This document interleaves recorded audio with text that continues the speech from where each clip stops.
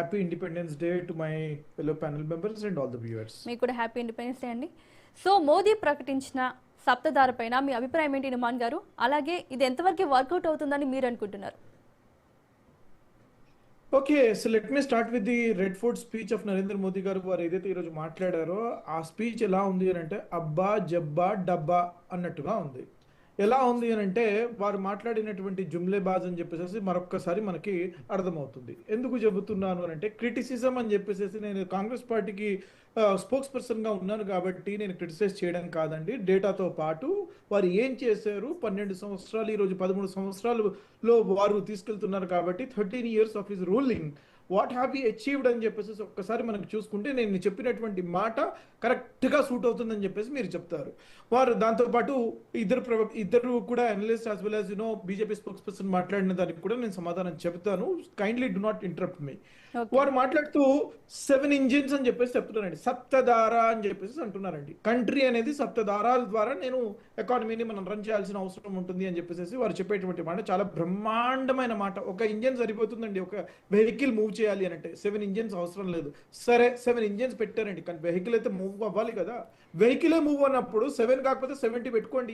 ఏం చేస్తారు చెప్పండి. Vehicle has to move. A vehicle has to contribute to the economy of the Indian economy.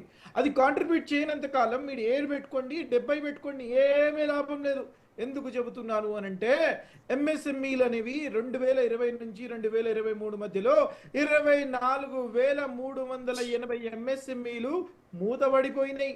Jobs అనేవి ఎక్కడైతే employment create చేయాలో employment లేకుండా పోయింది. ఈరోజు 24% ఈరోజు youth under the age of 30 are unemployed.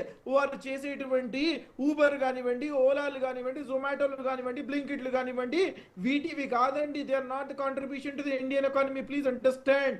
When the manufacturing increase అయినప్పుడు, productivity పెరిగినప్పుడు దాని ద్వారా వచ్చినటువంటి growth that is a sustainable growth. ఆ యొక్క గ్రోత్ గురించి మనం మాట్లాడుకోవాలా. దాని ద్వారా క్రియేట్ అయినటువంటి మాస్ ఎంప్లాయ్మెంట్ గురించి మనం ఒక్కసారి మాట్లాడుకుంటే ఒక్క కంపెనీ అండి వారు తీసుకున్నటువంటి అదానీలు కంపెనీ కానివ్వండి, అంబానీలు కానివ్వండి, వారి యొక్క వెల్త్, క్రోనీ క్యాపిటలిస్ట్ యొక్క వెల్త్ ఎంత పెరిగిపోయింది అని అంటే అదానీ యొక్క వెల్త్ $7 బిలియన్ ఉన్నటువంటి అదానీ యొక్క వెల్త్ ఈరోజు $92 బిలియన్ కి వెళ్ళిందండి. I'm talking about Forbes 2025 list గురించి నేను మాట్లాడుతున్నాను. అదేవిధంగా అంబానీ యొక్క వెల్త్ మీరు ఒక్కసారి చూసుకుంటే $23 బిలియన్ ఉన్నటువంటి అంబానీ యొక్క వెల్త్ $103 బిలియన్ కి వెళ్ళిందండి. నేను ఇద్దరిని ఎందుకు కోట్ చేస్తున్నాను అని అంటే వారు బట్టలు అమ్ముకోవడము, కూరగాయలు అమ్ముకోవడం కాదండి. కావాల్సినటువంటి యొక్క జాబ్ క్రియేషన్ లో వాళ్ళు ఏం చేసేపారు అని చెప్పేసి మ్యానుఫ్యాక్చరింగ్ ద్వారా నేను మాట్లాడుతున్నాను. It is not about textiles అని చెప్పేసి ఒకరి దగ్గర నుంచి బట్టలు తీసుకొని చెప్పేసి మీరు అమ్ముకోవడము, చిన్న వ్యాపారాలను కొట్టేయడము. That is not what the real Indian economy talks about. MSMEs గురించి మాట్లాడితే ఎక్కడైతే మీకు కావాల్సినటువంటి సపోర్ట్, క్రెడిట్ సపోర్ట్ కానివ్వండి, ఇంత 24,380 ఎంఎస్ఎంఈలు మూతపడ్డాయి అని అంటే, స్మాల్ బిజినెసెస్ మూతపడ్డాయి అని అంటే ఈ కాంగ్లోమెరేట్స్ అయినటువంటి వీరు అదానీ అంబానీని పోటీ తట్టుకోలేక మూతపడ్డాయి అని చెప్పేసి వారికి కావాల్సినటువంటి ప్రోత్సాహకాలు మీరు ఏమిచ్చారో వెలగబెట్టారో ఒక్కసారి చెప్పండి, మనకు అర్థమవుతుంది. ఈ నంబర్ల ద్వారా చూస్తుంటే అన్ఎంప్లాయ్మెంట్ ఇంత పీక్ ఉందని చెప్పేసి మనకు అర్థమవుతుంటే ఈ రోజు మనకు కావాల్సినటువంటి ఇండియన్ ఎకానమీ రైట్ డైరెక్షన్ లో పోవట్లేదని చెప్పేసి మనకు అర్థమవుతుంది. వారు మాట్లాడుతూ ఫార్మర్స్ గురించి మాట్లాడారండి చాలా బ్రహ్మాండంగా. ఈ రోజు ట్రంప్ రెండోసారి వారు ప్రెసిడెంట్ గా అయినప్పుడు హీ హెస్ బ్రాట్ టారిఫ్స్ అండి. Do you even know cotton, మనకు కావాల్సినటువంటి పత్తి ఈ రోజు బయట నుంచి వస్తుందండి. ఇక్కడ మరి ఫార్మర్ పండించేటువంటి పత్తి దానికి మినిమం సపోర్ట్ ప్రైస్ కూడా లేదు. ఆయన ట్రంప్ గారు మీరు ఈ రేట్కి తీసుకోవాల్సిందంటే ఎస్ సార్, మీరు ఈ రేట్కి తీసుకోవాలి అని అంటే ఎస్ సార్ అని చెప్పేసి తలొగ్గి మరి ఈరోజు ఇక్కడ ఉన్నటువంటి ఇండియన్ ఫార్మర్స్కి వారు గొడ్డుగా మార్చారండి. ఈరోజు ఇండియన్ ఫార్మర్స్ ఏ రకంగా సూసైడ్ చేస్తున్నారు మీకు అసలు తెలుసా అండి? I'm being a farmer, I work in IT. నేను చెప్తున్నాను ఈరోజు ఎటువంటి పరిస్థితులు ఉన్నాయి అని అంటే చెప్పుకోలేనటువంటి పైన అయితే ఫస్ట్ అయితే వర్షాలు లేవు, దాంట్లో పండించినటువంటి ధరకి మద్దతు ధర లేదు, ఏం చేయాలో కూడా అర్థం కావట్లేదు. ఈయన మహానుభావుడేమో బయట నుంచి చవక ధరకి తీసుకుంటున్నాడు అండి. చవక ధర ఎవరికి కావాలండి? చవక ధర. మనకు కావాల్సినటువంటి ఆత్మ నిర్భర్ భారత్ అని చెప్పినప్పుడు, సెల్ఫ్ రిలయంట్ ఇండియా అని చెప్పినప్పుడు, మనం ప్రొడ్యూస్ చేసిన దానికి మనకు కావాల్సినటువంటి మద్దతు ధర తీసుకురానప్పుడు, మన రైతుల్ని మనం కాపాడుకోలేనప్పుడు దేనికి కావాలండి ఆత్మనిర్భర్ భారత్? ఏ వికసిత్ భారత్ గురించి మనం మాట్లాడుతున్నారండి? పక్కన అరుణాచల్ ప్రదేశ్ లో చైనా చొచ్చుకొచ్చేసేసి వారు మన దగ్గర మొత్తం ఆక్రమించుకుంటుంటే దానికి నిలబడి సమాధానం చెప్పలేక పారిపోయి తోక ముడిచిపోయేటువంటి వ్యక్తులు ఈ రోజు విశ్వగురు గురించి మాట్లాడుతున్నారా?